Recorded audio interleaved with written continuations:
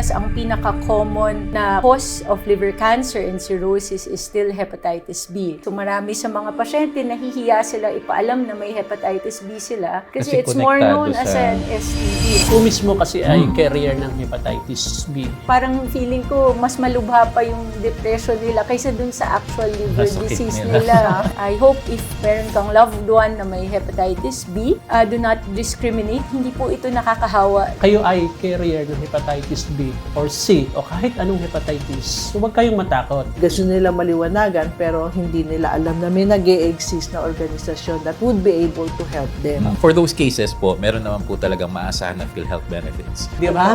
Oo, Ganun lang tama naman mo yun. Kung naabot kami, maaabot kayo.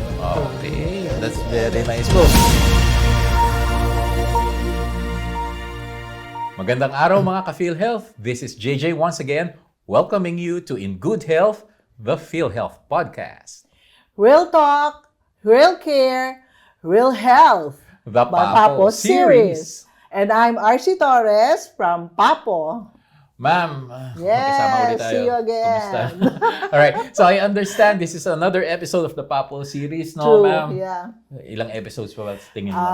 Mga apat pa. Kaya Matagal pa tayo gusto ko sa'yo, kasama. ma'am, eh. Yes. Ma'am, pakilala mo na kung sino naman yung mga kasama natin ngayong episode. Yes. So this time, ang ating naman po mga kasama ay galing po sa ating Yellow Warriors Society of the Philippines. At siya po ay walang iba kundi ang president na si Mr. Hilario Shilo Pahak. Good morning, Thank sir. you. Good morning po at magandang umaga po sa inyo. Magandang araw po sa inyong lahat. Kami po sa Yellow Warrior Society of the Philippines ay nagpapasalamat sa inyong pag-anyaya sa amin sa programang ito kung saan may papakita natin ang kahulugan at kahalagahan ng kung ano nga ba ang Yellow Warrior Society of the Philippines. Maraming salamat po Thank sa you. pagpunta ngayon. Good sir. morning po, sir. Of course, Jay, Yes. kasama ni Mr. Shilo, si Dr. Ethel Tripon, ang tumatayong technical consultant nila, no, from the Pathology Society of the Philippines. Good morning, ma'am. Ay, good morning po. I'm happy to be here bilang taga-suporte ng mga pasyente namin sa Atay and Kaatay na Yellow Warriors. I represent po yung organization ng liver doctors, ang Hepatology Society of the Philippines. So, Ma'am RC, ang Yellow Warriors ba ay kasama rin ng PAPO o yung Philippine Alliance of Patient Organizations? Yes, I think base dun sa ating Yung last first episode episode, di ba? Yes, nabanggit Oo, ni Sir Chris, Yes. Muñoz, who used to be the President yung former din. president ng Yellow Warriors. Yellow Warriors. Parang agad right after nung ma-incorporate ata yung Papo, nag-join na rin ang Yellow Warriors. So, gaano kalaki na po ba, sir, ang membership po ng Yellow Warriors ngayon? Actually, kung bibilangin natin ang Yellow Warriors sa aming page is almost pumapasok na kami sa 5,000 mahigit sa aming page. Pero dahil ang page po namin ay may 3 klase at meron din kasi kaming mga page, mga by chapter. So, sa ngayon hindi namin maano pa kung ilan talaga totally, pero more or less siguro nasa 10,000 possible. Opo. Nationwide po yan. Nationwide po yan. Kasi by chapter meron May kami. regional chapters po Luzon, kayo. Visayas, and Mindanao. I Opo. see. So, kailang wala pa kayong malinaw na database Data, po as of opo, now. as of now. So, Doktora, ano po ba ang incidence po ng mga may sakit sa atay po sa Pilipinas? So in particular, yung malubhang sakit sa atay kasi na inaalala natin is liver cancer and liver cirrhosis. And sa Pilipinas, ang pinaka-common na cause of liver cancer and cirrhosis is still hepatitis B. And alam mo yan ni Sir Shilo na yan mainly ang reason din kung ba't binuo ang Yellow Warrior Society of the Philippines. As of the most recent estimate, ang prevalence ng hepatitis B is about 4.4%. So that translates to about 4 million Filipinos po na may hepatitis B. And based on data, malamang mga around 10% or even less lamang po ang nakaalam na meron silang hepatitis B. Kasi siya yung main concern sa Philippines, yung hepatitis B. Hepatitis B, Dr. Ethel, can it still be reversed or is it curable po? So, we say it's treatable and curable. So, most hepatitis B in the Philippines, ito po ay isang important information na sa Pilipinas, ang hepatitis B is maternally acquired. So, it's known as a sexually transmitted disease, kaya may stigma associated with it. So, marami sa mga pasyente, nahihiya sila ipaalam na may hepatitis B sila kasi it's more known as an STD. But actually, in the Philippines, most Filipinos who have it acquired it as a baby from a mother na positive for hepatitis B, then tumatawid yung virus during childbirth. So, yun po. It's treatable, yes. So, not all patients need treatment, but all patients need monitoring para nga ma-detect yung complication. Ang treatment po, in about 50% of patients, the treatment is a simple tablet na iniinom once a day po if needed. Marcy, anong kaibahan sa hepatitis A naman? Yun nga tatanungin ko kay Doktora. Nasabi tayo kagad eh. Oo, sabi A na, muna, walang A, alpha muna. Doktora, can you, educate us kung Yes. ano po yung mga iba-ibang klase po ng hepatitis? So siguro yung madali pong pinaka-common is ABC. Yung ABC. muna kasi Okay. may DE, mahaba po yan. Pero ang mahalaga din, siguro Pala. A, B, and C. Okay. So yung ang sinasabi ko po is yung consonants, yung B and C, siya yung tumatawid sa dugo.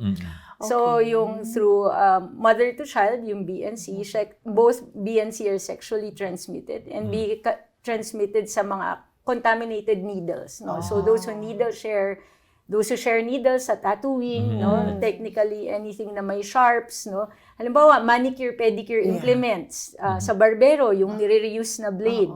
If that gets contaminated, nasugatan yung isang tao na may hepatitis B, tas nagamit sa iba, pwedeng hindi na sterilize appropriately yung manicure, pedicure blade na may So, blood. naipapasa Pwede na yun through maipasa that way. So, yun yung transmission. Yun yung blood-borne, blood and body fluid-borne. Yung B and C. B and C. Yung A, yun po yung common na nakukuha sa pagkain. So, yun yung sinasabi yung mga heparin, nakukuha sa contaminated food and drink. Yun po yung alam. Almost all Filipinos, based on data, by the time you are over 35, more than 50%, nagkaroon na nun nung bata sila. So, if you check yourself sa blood test, meron na po akong antibody. Ibig sabihin, hindi na kasi yun uulit.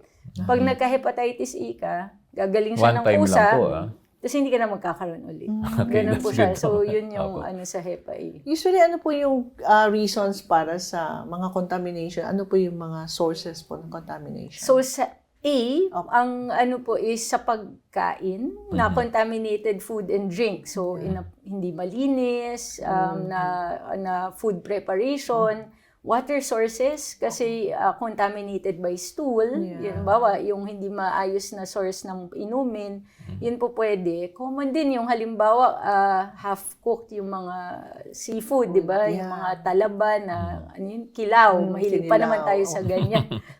Yun po yung mga possible sources. Okay.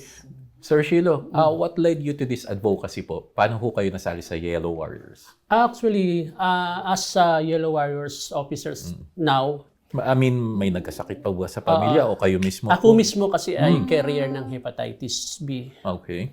So, way back 1994, kung hindi ako nagkakamali, nagtatrabaho ko sa isang private company. So, ang private company isang chemical industry. So, meron silang every 6 months kinukuhaan ng lead kung tawagin. Yung hinahalo sa mga laruan na pwedeng ikamatay. So, every 6 months meron kaming ganon. So, doon nakita na ako ay nagpositibo sa hepatitis B. Pero syempre, as a carrier before, ang alam ko lang, gagaling siya. Wala lang, totally na hinayaan ko lang muna ng ilang buwan. Pero nung one time na magpa-check ako sa isang gastro, doon ko na naintindihan, pinaliwanag niya sa akin kung ano nga ba ang hepatitis B at possible na kung saan ko siya nakuha. Kasi akala ko pwede lang siyang gumaling kung saan-saan lang. May nagsabi nga na candy lang na yung White white rabbit. White rabbit, Isipin mo, bumili ako ng white rabbit. Isang plastic. Sabi ko, pambira, napakahirap. Pero wala, hindi tayo gumaling sa ganon. So, na-curious ako. So, ang ginawa ko, dahil actually, hindi ang Yellow Warriors akong nakakita eh. Yung aking wife. Kasi nakita ng asawa ko kung paano ako na-stress, na parang depression. Kasi naka-experience ako na, sa karanasan ko na gigising na madaling araw, iiyak. Kasi iniisip ko yung sakit Kasi inopen ng doktor sa akin yung sitwasyon ko Na, ang sabi ng doktor, personal, walang gamot. So parang dumating sa akin na yung, naku, walang gamot. Ano ang gagawin ko? So nakita ng wife ko yung gano'n. So yung wife ko, nag-research kung anong grupo meron. So nagkaroon ng event ang Yellow Warriors sa Mandaluyong. Yun yung first time na umatin ako. Nagulat ako kasi nung umatin ako doon sa event ng Mandaluyong General Assembly. Parang naano pa sa sarili ko na, teka lang, ang dami pala namin. Parang napaganon pa ako. Sabi ko, ano ba yun? Akala ko nag-iisa ako. Hindi kayo nag-iisa. Sabi ko, akala ko nag-iisa. So nung umatin ako ng General Assembly, doon ko naintindihan lahat. So doon ako nagsimula na teka, kaysa naman na magmukmuk ako sa tabi-tabi lang, dito ko simulan sa Yellow Warriors. Yeah. So how's your health na po ba? I mean, Kamusta na ho kayo ngayon? magaling na po ba? Or Sa ngayon po talaga, personal, kung sasabihin ko sa inyo kung nakakapagpa-check up ako, actually matagal-tagal na rin ako hindi nakapagpa-check up. Yan ang totoo. bali, mamaya usap kayo ni Doc. Alam na ni Doc, alam na ni Doc yan, sa kamahalan ng Gamot.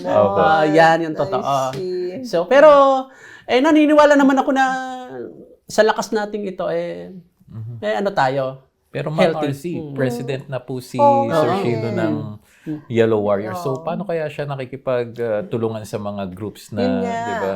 Ano po yung mga, kabawa, kung may isang darating na bago member, ano po yung benefits niya as a Yellow Warrior member? Actually, ganito po ang ginagawa namin. Halimbawa, kasi total kami, nagkakaroon naman kami ng General Assembly. Nag-i-invite kami ng bago. Lately lang, nagkaroon kami ng General Assembly. So, may mga bago. Una, kailangan namin makakilala sila personal. Pag nakilala namin ng personal, ano yung tinatanong namin, ano yung kailangan nila, ano yung dapat nilang malaman.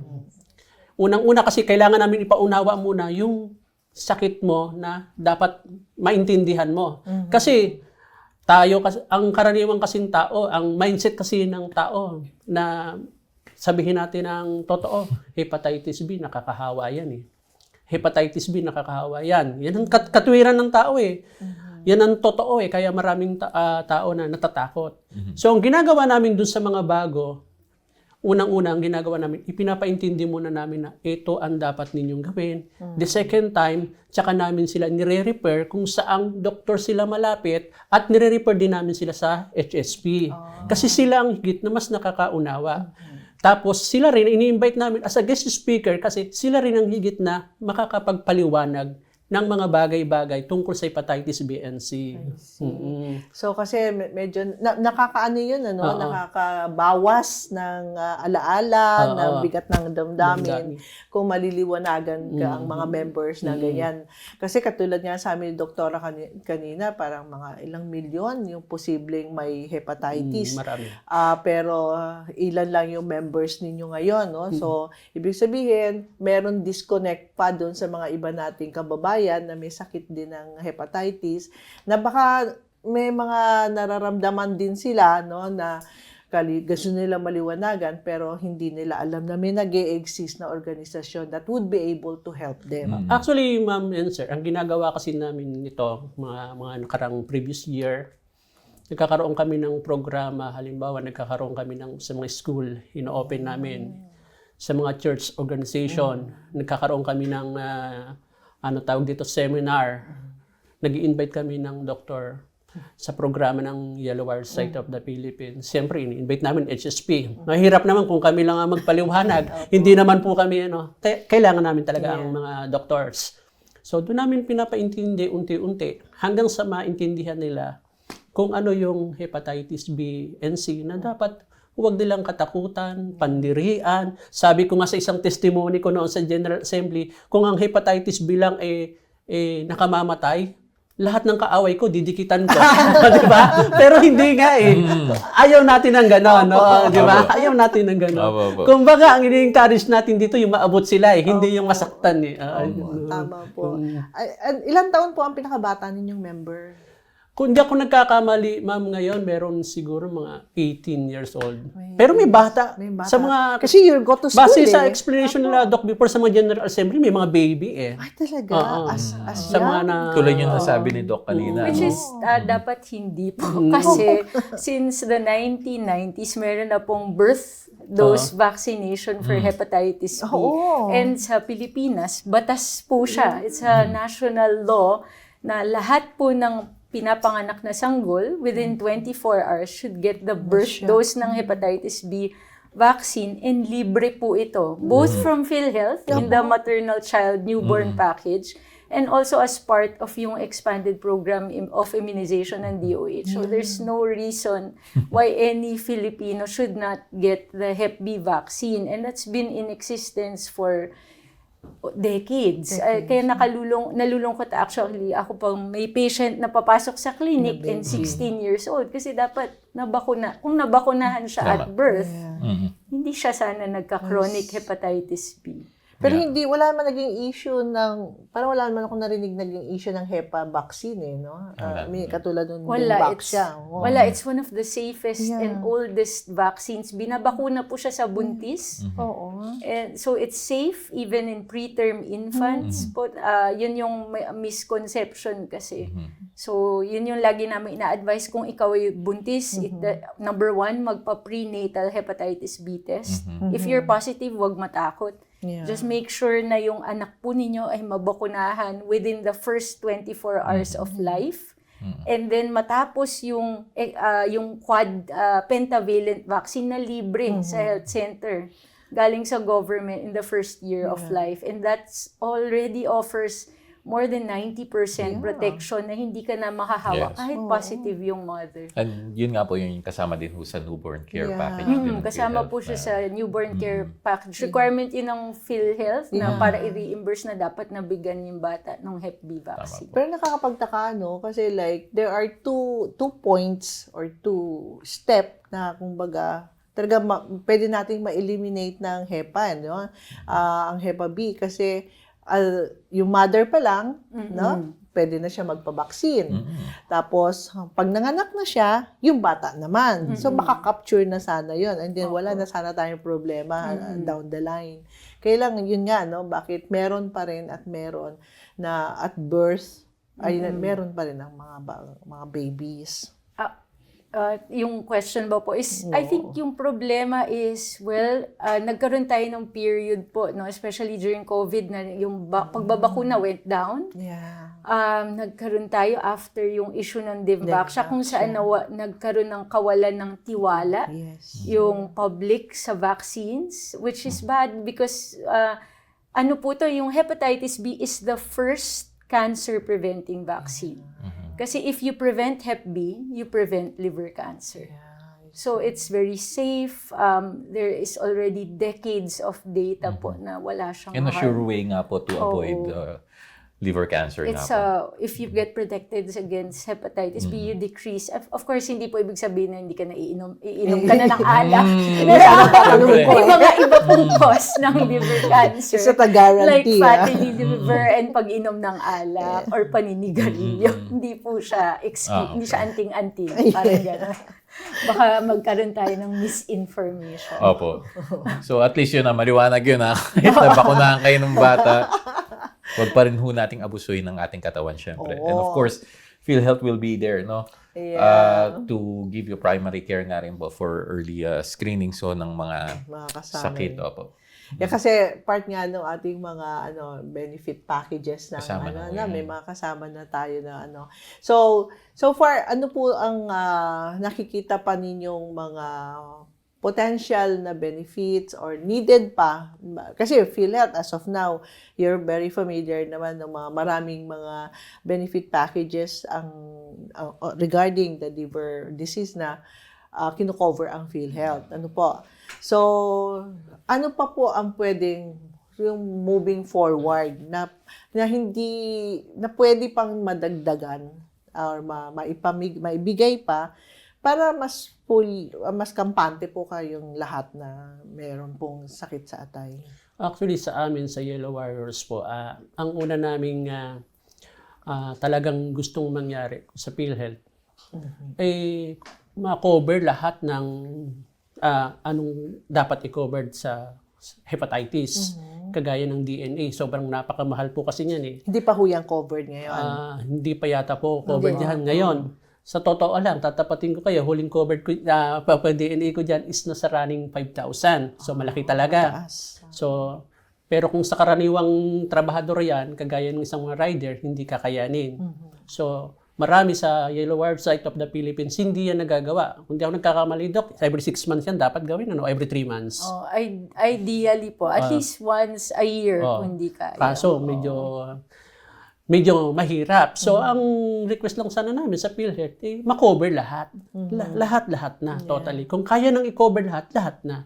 Kasi para makagaan din sa mga taong may hepatitis B and C. Kumbaga, sabing lahat, happy. And that's what we would like to thank Papo for dito sa collaboration ho namin kahit dito lang sa podcast ay nailalapit ho kami sa mga patient groups na katulad ninyo. So we can hear what you really need po at syempre magawan ho ito ng pag-aaral at aksyon. At ngayon Doc, 'di ba? Actually, parang sabi ko nga po Doc. na may medyo nitong taon na to, may marami pong pag-uusap between PhilHealth Yes. and stakeholders which include Yellow Warriors and also yung Hepatology Society of the Philippines, kung saan in-explore na po yung possibility of expanding benefits. No? So, the thing with hepatitis B and C is majority po ng mga pasyente ay nasa outpatient. Okay. Siguro 90% of the time, the patients are outpatient even when they get cirrhosis na in liver cancer. So, the push po is sana ma-expand yun to outpatient benefit packages. And that at least po, I think there is hope kasi that the discussions have begun. Yung concerned departments po ng PhilHealth who are in charge of outpatient benefit packages have looked into it and are very active actually in the constructing the National Action Plan for Hepatitis with the Department of Health. So that's one important thing. Kung saan magkaroon po ng outpatient benefit packages for diagnosis and treatment, assessment for treatment, yun po number 1. Yung para ma-assess ikaw ba kailangan mo ng gamot, ikaw ba may komplikasyon ka na. When you reach 40, every 6 months kasi po dapat may liver cancer screening ang hepatitis B individuals. So na yun ay ma-cover. Kasi ang nangyayari ngayon, because pag ikaw magbabayad, hindi. Katulad nga ng sinabi ni Sir Shilo, hindi siya nagagawa. So sa ngayon po, yun yung hino-hope natin na dumating in the near future. Ikalawang important po na hopefully padating din is yung liver cancer Z benefits package. Napakamahal kasi po na sakit magkaroon ng liver cancer, no? So from surgery to yung tinatawag na local regional treatments para magpaliit ng bukol. And pati po yung mga treatment, yung systemic treatment for those with higher stage liver cancer, yun po yung hino-hope natin na magkaroon ng similar na benepisyo katulad ng mayroon for breast cancer. Parang liver transplant, no? Iba pa po Iba yun. pa yan, di ba? Iba Kasi pa po malaking- yun na mas ano na request. yan, So, no? yung liver transplant is a separate Z benefits package that we are also hoping for. And I'm sure kayong dalawa po ay involved dito sa usaping ito with PhilHealth po. No? Opo. So sana ho, as these discussions go along, makapagbigay ho ulit tayo ng updates to our members, lalo-lalo na po yung Yellow Warriors at iba pang may sakit sa atay tungkol sa mga developments po ba para na sa kanilang mga benepisyo po. So, pero in the interim, meron naman ho tayong all case rates. Oo Miss naman. RC. Kaya yun nga, For confinements. yung confinement. Sa confinements Oo. naman So, muna. may mga packages po So, meron na, pa rin. like for cirrhosis, the Meron po kailangan for- naka-confine ka na. So, pag naka-confine or outpatient na, halimbawa kung may cirrhosis ka po kasi kailangan ng endoscopy for complications, kasama naman po yun. There is a PhilHealth benefits package for that. If you get confined for viral hepatitis or liver cirrhosis complications, meron pong benefit packages. Ayan, for mga that. ka-PhilHealth, narinig nyo kay Doc. So, for those cases po, meron naman po talagang maasahan na PhilHealth benefits. At saka may screening na initial, kaya lang hindi ito. Ano po yung, di ba may available po na screening? So, yung blood niya kasi sa... Yung sa Yakap po. Sa Yakap I program. think yun Opo. po yung isa. Tsaka yung liver cancer screening. I think yung alpha-fetoprotein, yung blood test, and liver ultrasound should be covered by the cancer screening program under Yakap. Tama po. So, it's for free. Kaya po, pinapanawagan namin sa lahat ng miyembro ng PhilHealth ay magpalista na ho sa pinakamalapit na Yakap Clinic para makagamit ho kayo ng mga ganitong benepisyo. And this is not, constantly naman po kayo nauupo sa mga TWG or mga pinatatawag kayo ng DOH, no, for mga policy kasi sila rin naman nagsisimula maglabas ng mga policy. And aside from PhilHealth, meron po ba kayong naging participation din? I know may mga bills din po kasi na inintroduce sa lower house or sa Congress as a whole. So nakapag-participate po kayo doon, napatawag po ba kayo doon? Actually, as of now, as a president ng Yellow Warriors, madalas kasing naka-attend sa mga ganyang event ay si Sir Chris. So pag nagkakaroon kami ng conversation, ina-explain naman ito lahat sa amin na may mga ganong sitwasyon, may mga ganong pangyayari. Pero siyempre, alam naman natin na tayo bilang miyembro ng Yellow Warrior Society of the Philippines, talagang kailangan natin yung mga bagay na dapat natin kailangan, lalong-lalo na sa mga carrier ng hepatitis B and C.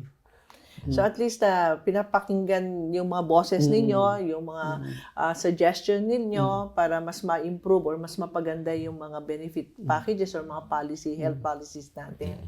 So,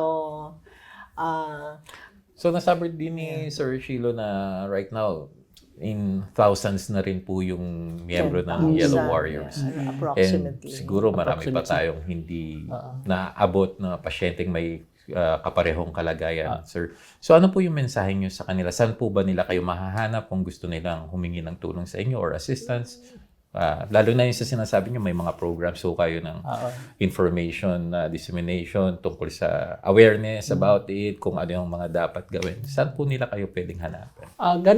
Ganito lang po, para mabilis nyo kaming makita kung saan nyo kami makahanap.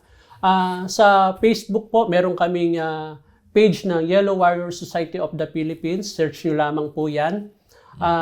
Automatic po, ang mga admin po niyan ay ang mga officers. Isa rin po ako sa admin niyan. At pwede rin po kayo dyan magtanong kung ano po ang inyong mga kailangan. Wag lang pera, ha? Wala tayong pera. Pwede kayo magtanong dyan. Sa PhilHealth po yung benepisyo, Sa PhilHealth, opo.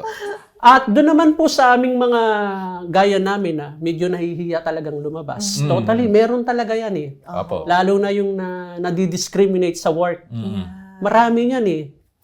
Kasi, kaya yung iba, ayaw magkwento ng sarili nila. So, gaya nyo rin naman kami, parehas lang naman tayo, ikwento nyo sa amin. Opo. Puntahan nyo lang kami sa Yellow Warrior Society of the Philippines sa Facebook page. At sa YouTube po, meron din po kaming Yellow Warrior Society of the Philippines. Sa ngayon po, yan po ang aming page na makikita ninyo sa social media. Yan po yung logo yan. Opo, mga kababayan, wag ko kayong panghinaan ng loob. Oo naman. Marami ho kayong makakaramay sa inyong kondisyon. Tulad nga ako ni na Sir Shilo at tulad din ho ng mga mabubuting doktor, si Dr. Edel, na magbibigay ho sa inyo ng tamang payo, kalinga din po, no, para matulungan kayo sa inyong kondisyon. Minsan kasi hindi lang naman yan physical eh. Yes. Yung mental health niyan kasi syempre yung worried ka, yung mga social yan stigma. Tulad nga ng sinabi ni Sir kanina, depression na. Depressed ka. So, I think maganda yun na merong support group kasi yan yung importante na meron kang support group. No? Hindi lang naman sa financial lagi. Oo, hindi lang financial. Pampalubag. Kasi kailangan mo rin makarinig ng makarinig din ng ibang istorya. Makita na hindi ka nga nag-iisa katulad ng experience ninyo. And I think, kung hindi nyo po makontak ang Yellow Warriors kaagad, pwede rin naman kayo kumontak sa PAPO. Meron din pong Facebook page ang Philippine Alliance of Patient Organization. So, both po, pwede kayong matulungan para ma-reach out po namin kayo. Kasi hindi rin natin sila alam kung nasaan po sila. Di po ba? Tama po. So, Dr. Edel, siguro health tips naman po para sa ating mga kababayan. How to keep the liver healthy. Yes. So, kung ikaw po ay hepatitis B positive, syempre ideally magpakonsulta. So, hindi lahat ng patient na Hep B positive kailangan maggamot. Siguro mga 50%. No? Mababase po yung inyong doktor kung kailangan nyo maggamot based on simple blood tests and maybe a liver ultrasound. Kung ikaw ay kailangan maggamot o hindi, kailangan to keep your liver healthy. Paano po yun? Try to gun for or aim for a healthy weight. Yung timbang na hindi sobra kasi may isa po ring other condition, yung fatty liver, na maaari ring makasakit sa atay. So ayaw mo magsabay na meron kang hepatitis B, meron ka pang fatty liver. Iwas po sa mga things na makakasama sa atay, and that includes yung pag-inom ng alak, paninigarilyo, pag-take ng kung ano-anong gamot, especially yung mga pain reliever, no? Maari po yan, prolonged intake without supervision ng doktor, maari po makasama sa inyong atay. And also, ang isa pang mahalaga is yung pag-take ng mga herbal, no? So, yung mga nabibili po sa Facebook, sa TikTok, or online, marami kasi po, dahil nga 4 na milyon mahigit ang may Hep B, ginagawa po siyang business. Ang laging broad summary ko po sa pasyente is, pag binibenta yan sa Facebook or online, and sinasabing treatment siya sa hepatitis B, magduda ka na. Kasi the only treatment for hepatitis B ay antivirals that require prescription ng inyong doktor and mabibili lamang sa butika, sa mga licensed po na butika. And always, I hope if meron kang loved one na may hepatitis B, do not discriminate. Hindi po ito nakakahawa through casual contact, holding hands. Maaari po kayong mag-share ng baso, spoon and fork, no? Hindi po siya natatawid sa laway. So, show them some love and encourage them to see their doctor. Oh, napakagandang advice, Doc. Tama po. Kasi, magandang kaalaman yan. Dahil, yun nga, minsan, pag hindi natin alam kasi yung Totoo, Miss Arce, mga kaya nga lang tayo dahilan, natatakot. Minsan, hindi natin alam eh. Di ba? Tulad yan, hindi naman sa laway. Mag-share kayo ng kubiertos. Di ba? Yan kasi yung maling paniniwala ng tao eh. Diba? So, it's an open wound. Yan, or yung Open mga, po. So, kung masugatan ka, magkaroon ng blood spill sa table, just wipe with bleach. Clorox, enough na siya. Enough na po Yun, siya. takpan lang ng dressing yung inyong sugat, yun na po. Kasi we've had patients na kawawa. As in, family members nila, ina-isolate sila. Hindi sila pwedeng sumabay kumain. So parang nakakalungkot. Kasi parang feeling ko, mas malubha pa yung depression nila kaysa dun sa actual liver Nasakit disease nila. nila. Ang masakit pa Oo, sila na-discriminate na nga sa labas, na-discriminate hanggang pa sa ng loob pamilya. ng bahay. bahay. Ayaw nang Totally, tabihan. meron talaga kaming na-encounter na ganyan. talaga. Samantalang sila dapat ang mas nakakaintindi sa kanila. Siguro, kailangan lang talaga nilang, sabi nga, lack of knowledge. Kailangan lang talaga nilang maturuan ng husto. Yung tama. Speaking of knowledge po, no? Tulad din ng sabi ni Doc, wag din basta-basta uminom ng gamot. Don't self-medicate. So kung may nararamdaman, punta sa doktor, pakonsulta. Pag binigyan ka ng reseta, yun ang inumin mo mga gamot. Oo, tsaka hindi yung social media. Kapo. Nako, pagsasabihan ko nanay ko, minsan kinukulit ako dyan, mga nakikita niya. Herbal. Diyos ka, pero pagsasabihan kita, mami, mamaya. Oo. Yung iba kasi, out of yung nagtitipid. Yung iba, di ba, minsan naman takot makakakita ng doktor kasi daw mahal daw ang PF. Kaya ginagamot ang sarili. Sana mabago na yung behavior ng ating mga May PhilHealth Yakap po. Matutulungan kayo ng ating mga doktor doon sa mga Yakap clinics po natin. So, pag mag-self-medicate, wag tayong pachamba-chamba. Doon tayo po sa sigurado po. Ano? Yeah. Yes. Oo nga yun. Yung gatas para sa... Hindi po special yun. Oo. So, anything else po, Mr. Shilo, kung ano po yung inyong ma-advise sa ating mga Sa mga kasamahan? kapwa niyo pasyente. So, muli kong sasabihin sa ating mga kaibigan o sa mga nakikinig ng programang ito, kung kayo ay carrier ng hepatitis B or C o kahit anong hepatitis, huwag kayong matakot. Sabi nga ni Doc, ang B and C ay hindi nakakahawa sa pamamagitan ng transplant ng laway. Sabi nga, meron akong narinig before na isang seminar, kahit isang balde parawin ng laway, ipaligo sa'yo, hindi ka mahawa. Narinig ko yan before sa isang doktor Parang joke, pero totoo yata, Dok, no? Kahit daw isang balde ng laway. Kahit ganun karami ho, So kung kayo po nakakaranas ng ganito, huwag kayong matakot. Nade-depress kayo, andito po ang Yellow Wire Society of the Philippines, tutulungan namin kayo, kasama po ang PAPO. Yes. At kasama din namin ang HSP, at higit sa lahat, kasama din namin ang PhilHealth. Ayan. So nagkakaisa na po ang lahat para abutin kayo. Di ba? Oo, Ganun lang tama naman po yun. Kung naabot kami, maaabot kayo. Okay, that's very nice po. So, Miss RC, I think yan na naman. We've come to our Bilis, ano? to the end of our Kaya, program. Para kailan lang. Tapos na tayo. Pero hindi pa rin tapos ang Papo Ay, series hindi natin. pa. Siyempre, meron pa tayong mga ibang organization na gusto rin nating makausap. Para sa katulad nito po, nadagdag kaalaman po tungkol sa inyong mga sakit, no? Yes. So, alam ko, may series pa tayo on cancer, no? May children at saka yung breast cancer. That's right po. So, I Marami think, pa. marami pa tayong pagtutuunan ng pansin, no? So, I think, paano ba makontak ang PhilHealth? Yes, for your PhilHealth benefits, Ma'am RC, Doc, and Sir Shilo, tawag lang po tayo lagi sa 8662-2588. That's open 24 hours a day, 7 days a week. Wala po tayong pahinga kahit weekends and holidays. Ay may makakausap po kayong taga PhilHealth para sa inyong mga katanungan. Yan. Yes. So, Ms. RC, I think it's time to thank our guest. Yes, thank you very much, Dr. Ethel and Yes. Mr. Shilo. Salamat po sa inyong pagbisita, sa paanyaya po namin. Sana ho, makaulit kami sa inyo. Ha? Opo. Lalo na pagka may mga updates na yung mga benefits na Opo. Meron in the na. pipeline. Sana. Oo, Let's, sana din. Next time. para sa susunod yun na pag-usapan. Meron ba kayong event na nga pala. bago po? Ngayon po ay nagpa-plan kami dahil by January ay ang liver, di ba?